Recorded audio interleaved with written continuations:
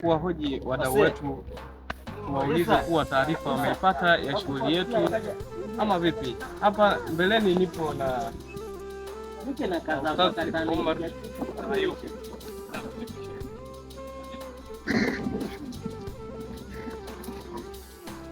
Kwa majina naitwa Omar Ayub Ramadhani, maarufu ananiita Chasa.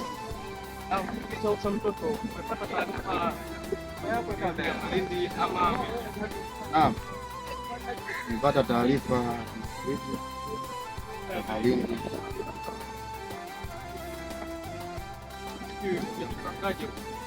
Mimi nimejipanga vizuri, inshallah kuwepo kwenye jambo hilo. Allah aniafikishe. Shukrani sana. Huu ni mdau wetu ambao ndio Majmaul Ahbab, pia ni mtunza hazina wa Majmaul Ahbab. Kwa hiyo yeye atakuwepo inshallah. Kwa wale ambao watatamani kumuona katika jambo hilo, basi inshallah tumuombeeni dua, atakuwepo inshallah.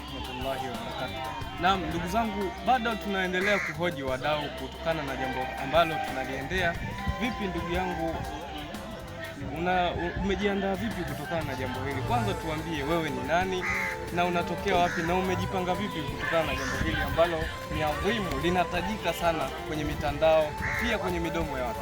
Alhamdulillah, salatu wassalamu ala ashrafil anbiya wal mursalin. Baada ya kumshukuru Allah subhanahu wa ta'ala na kumtakia rahma mtukufu wa daraja Bwana Muhammad sallallahu alaihi wasallam, na nashukuru taarifa tumeisikia kuhusu maandalizi ya hadhara Bwana Mtume Muhammad sallallahu alaihi wasallam ambayo itafanyika tarehe 7 na 8 mwezi wa pili.